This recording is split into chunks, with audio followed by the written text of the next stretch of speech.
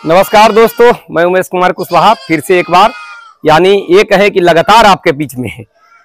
जैसे बकरी पालन अगर आप कर रहे हैं तो अचानक जो बकरियां मरती है, कल तक ठीक थी, आज अचानक लड़खड़ा के गिरी, हल्का दस्त की, में की आवाज़ की या नहीं की, पेट फूला और वो मर गई। ऐसा बहुत होता है। मेरे पास बहुत सारे मैसेज आते हैं, फ़ोन आते हैं या कि बकरी मेरी इस तरीक़ा से कल तक ठीक थी, खाना भी खाई और अचानक लड़खड़ा कर गिरी, पेट फूला और हल्का दस्त की या कई बार ना भी की और मर गई। तो ईटी बीमारी है, इंट्रोटॉक्सेमिया। उस बीमारी का दोस्त कोई भी उपचार नहीं है, यानी उसका वो बीमारी हो जाने के बाद आप कुछ कर ही नहीं सकते। बकरी मरेगी और मरेगी तो आपको बहुत बड़ा लॉस हो जाएगा। तो उसके लिए बस सबसे बढ़िया तरीका है कि वैक्सीनेशन करें। उसका एक ही उपचार है, मैं उपचार बोल दिया, उपचार है ही नहीं उसका, बस बचाव है कि आप चाहें तो उस बीमारी से बिल्कुल बचाव कर सकते हैं। उसके लिए आपको ईटी का टीका लगाना है, वैक्सीन लगाना है, इंट्रोटॉक्सेमिया। देखिए इंट्रोटॉक्सेमिया ईटी प्लस टीटी है ना, ET plus TT combined vaccine है, यानी इंट्रोटॉक्सेमिया और टेटनस दोनों का है। और इस वैक्सीन के बारे में मैं डिटेल बता दूं कि इस वैक्सीन को आप एक बार लगाने के बाद, जैसे ये वैक्सीन है ना, ये वैक्सीन को लगाने के बाद इसको रख सकते हैं, फ्रिज में स्टोर कर सकते हैं एक्सपायरी डेट तक, और फिर इसका इस्तेमाल कर सकते हैं। यानी ये इस्तेमाल करने के बाद ये खराब नहीं होता। अगर आप कोल्ड चेन मेंटेन रखे हैं यानी ठंडे में रखे हैं तो ये बिल्कुल सही रहेगा। जैसा देखिए मैं नया लाया हूँ और ये पहले का है जिसमें दवा बचा हुआ है। तो चूंकि सभी बच्चों को लगाना है, जैसे कि आप देख पा रहे होंगे, सारे मेमने को लगभग मेमने को लगाना है जिनका 3-3 महीने हो गए, और इधर भी मेमने हैं तो जिनको 3-3 महीने हो गए वो सभी को मैं लगाऊंगा। इस वैक्सीन में आपको ये ध्यान रखना है, ईटी प्लस टीटी के वैक्सीन में आपको ये ध्यान रखना है कि जो 3 माह के मेमने हैं उनको लगाएं, 3 महीने से नीचे को ना लगाएं। बाकी ऊपर वाला कितना भी बड़ा हो उसको आप लगा सकते हैं। 3 महीने के मेमने को लगा सकते हैं, और अगर गर्भवती बकरी है उसे भी आप लगा सकते हैं, ये गर्भ सेफ है। तो ये वैक्सीनेशन मैं करने जा रहा हूं, लेकिन इससे पहले मैं बता दूं कि ईटी का जो वैक्सीन यानी टीकाकरण जो मैं किया हूं, इसका पहले भी मैंने वीडियो डाला है। इसके अलावा पीपीआर का वैक्सीन होता है, उसका भी मैंने वीडियो बना के अपने चैनल पे डाले हुए हूं। मैं एफएमडी का उसका भी डाले हुए हूं। यानी टोटल जो वैक्सीन होता है सबका वीडियो मैंने बनाकर यूट्यूब पर डाला है। जो नए मित्र मेरे चैनल से जुड़े हैं वो पीछे जाकर अपना वो वीडियो को देख सकते हैं, या पहले से भी हैं और किसी कारण बस वीडियो नहीं देखे हैं तो मेरे चैनल पर वो वीडियो डाले हुए हैं। एफएमडी का वैक्सीनेशन कैसे करें, कब लगाएं, कितना डोज होने चाहिए, किस रूट से लगाएं, रूट यानी चमड़ी मांस कहाँ लगाएं, सब उसमें बताया गया है। पीपीआर का वैक्सीन कब लगाएं, कैसे लगाएं, कितना दिन वैलिड है, क्या वो बीमारी क्या होता है आखिर, तो इसका भी वैक्सीन मैंने विस्तार से समझाकर अपने चैनल पे डाले हुए हूँ। और जो ईटी में लगाने जा रहा हूँ तो इसका भी वैक्सीनेशन जो मैं किया हूँ अपने चैनल पर डाले हुए हूँ। तो चूंकि ईटी का वैक्सीन प्रत्येक 6 महीने पे करने होते हैं, इसलिए मैं आपको जल्दी वीडियो ईटी का दिखाता हूँ। अब मैं इसके बारे में कुछ समझा दूं। देखिए बहुत लोग मेरे मित्र कहते हैं कि वीडियो शॉर्टकट में बताया करें। भाई मेरे लाइव स्टॉक का बिजनेस है, जीवित प्राणियों का, जीवित बकरियों का काम आप कर रहे हैं। अगर हड़बड़ी में अगर आप नहीं समझ पाए तो आपको दिक्कत होगा। मुझे पढ़ाने का एक्सपीरियंस है, मैं टीचर हूँ, टॉमनी स्किल ट्रेनर हूँ, मैं आरसीटी में मेरा ड्यूटी होता है। तो मुझे विस्तार से बताने का मुझे ट्रेनिंग मिला है। कभी भी जब तक सामने वाला संतुष्ट न हो जाए जब तक बताओ, इसलिए मैं कोशिश करता हूँ कि विस्तार से चीज़ों को बताऊँ। जैसे ईटी प्लस टीटी ये जो कंबाइंड वैक्सीन है, जैसा कि आप देख रहे हैं रक्षा कंपनी का, रक्षा ईटी प्लस टीटी इसमें लिखा हुआ है। तो अगर आपका दिमाग में ये चलता है, या बहुत सारे भी विशेषज्ञ ये बोलते हैं कि साल भर पर लगाया जाता है, अगर 6 महीने पे लगा देंगे तो आपको नुकसान होगा, जबकि प्रत्येक 6 महीने पर आप इसे लगा सकते हैं। और 6 महीने पे किया, आप अगर 3 महीने पर भी रिपीट कर देते हैं इसे तो कोई दिक्कत नहीं होगा। वैक्सीन है क्या दोस्त? वैक्सीन एक जीवाणु है, वैक्सीन एक जीवाणु है, और वही जीवाणु है जिस जीवाणु से ईटी बीमारी होता, यानी जिस जीवाणु के वजह से वो बीमारी होता, उसी के जीवाणु को मित्र के रूप में इनके शरीर में डाला जाता है, इनके लिए सुरक्षा कवर बनाया जाता है। तो अगर अब वैक्सीन आप लगा चुके हैं, और चूंकि ये साल भर तक काम करता है, लेकिन 6 महीने पे लगाते चले जाने चाहिए। यदि 6 महीने पे नहीं, आप 21 दिन पे ही लगा दिए, 1 महीना पे ही दोबारा लगा दिए, 3 महीना पे भी लगा दिए, तो कोई लॉस आपको नहीं होगा। कारण आप समझिए क्यों लॉस नहीं होगा, क्योंकि ये बैक्टीरिया है, इसमें जीवित अवस्था में जीवाणु है। तो यदि हमने इसको लगाया तो ये जीवाणु अंदर जाके अपना प्रोग्रेस करेगा, अपना कद बढ़ाएगा, अपना संख्या बढ़ाएगा। ये चलिए ठीक है, ये साल भर तक काम करेगा। मैं 6 महीना ही मानता हूँ, हर विशेषज्ञ आपको 6 महीना लगभग लगाने का राय देंगे, क्योंकि बहुत घातक बीमारी है। तो अगर हमने गलती से टीका लगा दिया और 3 महीने बाद फिर दोबारा गलती से ही टीका लग गया, जबकि 6 महीने पे कम से कम लगाने चाहिए थे, तो कोई लॉस इसलिए नहीं होगा, कोई नुकसान इसलिए नहीं होगा क्योंकि ये जीवाणु अगर बढ़ गया है अंदर, ये जीवित है, तो जो हम नया लगाएंगे, नया फिर हम गलती से 3 महीना या 2 महीना पर लगा देंगे, तो ये अभी बिल्कुल कमजोर अवस्था में है, तो पहले वाला जीवाणु इसे खा जाएगा। तो खा जाएगा तो इसका कहानी खत्म। हमने लगाया लेकिन उसने इस जीवाणु को, पहले वाला जो था भी काम कर रहा था, वो खा गया। तो कोई लॉस हमें नहीं होगा। अगर एक टीका हम जो साल भर पर लगाने वाला टीका हम अगर 6 महीने पे भी लगा देते हैं तो कोई लॉस नहीं होगा। जिस तरीका से पीपीआर का वैक्सीन 3 वर्ष पे लगाया जाता है ना, एक बार अगर आपने पीपीआर का टीका लगाया है, टीकाकरण किया है, वैक्सीनेशन किया है, तो 3 साल वो वर्क करता है।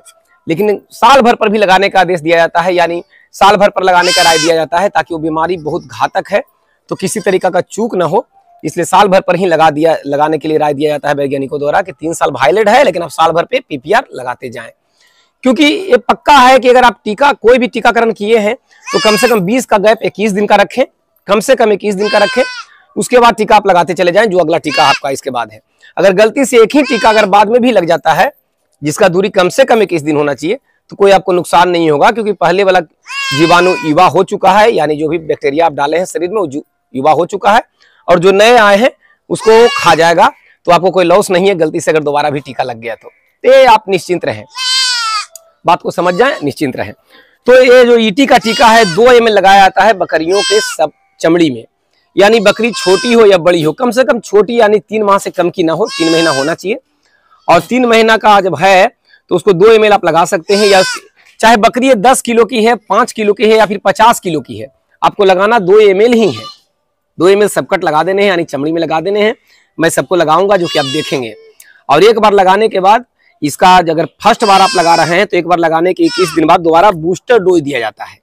मैं बार बार इसलिए रखता हूं कि कोल्ड चेन मेंटेन करने होते हैं। देखिए बर्फ के साथ ही रखा गया है, अगर बर्फ में नहीं रहेगा तो ये गड़बड़ हो जाएगा। फ्रिज से निकालकर मैं डायरेक्ट बर्फ में करके ही लाया हूं, आपको भी यही करना है। तो एक बार अगर आपने इसका टीका लगा दिया, 2 ml चमड़ी में दे दिया, उसके 21 दिन बाद दोबारा आपको देना है, जिसे बूस्टर डोज कहते हैं। दोबारा दिए आप, उसी को बूस्टर डोज कहा जाता है, इसी टीके को। इसको हमने लगाया, फिर 21 दिन बाद फिर दोबारा इसको लगा देंगे, उसको डेट लिख लेंगे, उसके बाद प्रत्येक 6 महीने पे उसे हम देते चले जाएंगे। बकरी पालन में डेट लिखना बहुत जरूरी है, दिनांक अंकित करना कॉपी में बहुत जरूरी है। इतना जो बच्चा आप देख रहे हैं, इसके अलावे और भी मेरे पास बच्चे हैं, बड़ी बकरियां हैं आगे तक, जो आपको दिखाई नहीं देंगे यहाँ से। तो 3 महीने पे टीका लगाया जाता है। तो ऐसा नहीं है कि सबका 3 महीना हो गया, लेकिन सभी कॉपी में लिखा गया है कि किस बकरी ने कब बच्चा दिया, किस बकरी का कौन सा बच्चा है, तो कितना किसका एज हुआ है, उसके अनुसार टीकाकरण किया जाता है। तो इसमें जो जिसका भी 3 महीना हो गया है उसको मैंने चिन्हित कर लिया है, और 3 महीने पर कम से कम 3 महीने होना चाहिए, तभी ये टीका लगाना है। तो मैं वैक्सीन इनको दूंगा और फिर 21 दिन बाद दोबारा इसको रिपीट करूंगा, उसके बाद प्रत्येक 6 महीने पे देते चला जाऊंगा। तो इस तरीका से वैक्सीनेशन करना है। 2 ml हम लेंगे तो टीकाकरण करने के लिए आपको 22 नंबर का नीडल का इस्तेमाल करना है। यदि आप सक्षम हैं, एक मार्केट में बहुत ज्यादा रेट इसका है नहीं, 1-1.5 रुपये नीडल मिलता है, तो प्रत्येक बकरियों के लिए, बच्चों के लिए नीडल अलग से इस्तेमाल करें। भले सिरिंज यही रह जाए, लेकिन नीडल आपको अलग अलग करते चले जाना है। और यदि आपके पास नीडल नहीं है, क्योंकि 22 नंबर का नीडल आपके लिए बहुत अच्छा रहता है बकरियों को लगाने के लिए, यदि नीडल की कमी है तो एक ही नीडल को आप पानी में धो कर लगा सकते हैं। जिस देखिए जो लगा हुआ नीडल आता है, इसे मैं हटा दिया, क्योंकि ये बहुत पतला और मुलायम होता है। जो जानवर है दोस्त, सपोर्ट नहीं करेगा, टूट सकता है ना, टूट सकता है, मुड़ सकता है। लेकिन ये नीडल बहुत ही शानदार होता है। देखिए इसमें कोई ट्रिक नहीं लगाना है, थोड़ा सा एक कड़ा होता है और उससे थोड़ा सा छोटा होता है। तो 2-2 ml हमने सबको देना है। तो ये हम वैक्सीन लिए, जिसका पहले भी इस्तेमाल हम कर चुके हैं, इतना बचा हुआ है। तो इस तरीका से हम इसमें से निकालेंगे। इस तरीका से देखिए 2 ml, जिसका 3-3 माह हो गया उस सभी को मैं लगाऊंगा। किस तरीका से आपको लगाना चाहिए, ये वीडियो में आप बने रहें, आप देखेंगे। अगर पहले भी आप इस तरीका का वीडियो मेरा देखे हुए हैं तो भी कोई दिक्कत नहीं है, आप लगाएं। देखिए जिसका 3-3 महीना हो गया सबको मैं लगाऊंगा। इस बच्चे का 3 माह हो चुका है, इसको मैं लगाऊंगा। इस तरीका से चमड़ी में लगाना है। लगाने से पहले आपको याद रखना है कि डिवॉर्मिंग जरूर करें। बकरी हो, मेमना हो, जिसे भी आप लगा रहे हैं उसका डिवॉर्मिंग जरूर करें। देखिए मैंने इसको लगा दिया, इस सबको नोट कर लिया जाएगा, ऊपर जाके रख दो। इस सबको नोट कर लिया जाएगा और देखिए मैं लगा के उसमें रखते जा रहा हूँ ताकि बच्चे आपस में मिल न जाए जिनको मैंने लगाया है। देखिए दे दिया गया है, ऊपर खाना वो खाएगा। तो कहने का मतलब है, अब ये नीडल मैं बदल दूंगा, दूसरा नीडल लगा के फिर लगाऊंगा उसको। मेरा कहने का मतलब है दोस्त कि जब भी वैक्सीन करें, चूंकि कोल्ड चेन मेंटेन होता है यानी ठंडा रखना होता है, तो या तो शाम के टाइम लगाएं या सवेरे के टाइम लगाएं। डायरेक्ट वैक्सीन लगाकर, टीका लगाकर बच्चों को आपको धूप में नहीं छोड़ने हैं, क्योंकि अचानक ठंडा दवा आप दे रहे हैं और अचानक धूप में छोड़ेंगे तो नुकसान हो सकता है। वीडियो में स्क्रिप्ट कर करके दिखाऊंगा, क्योंकि बहुत सारे बच्चों को लगाना है। तो लगातार अगर मैं वीडियो में मैं बकता रहूं, दिखाता रहूं, तो बहुत लंबा वीडियो हो जाएगा। थोड़ा सा पॉज कीजिए।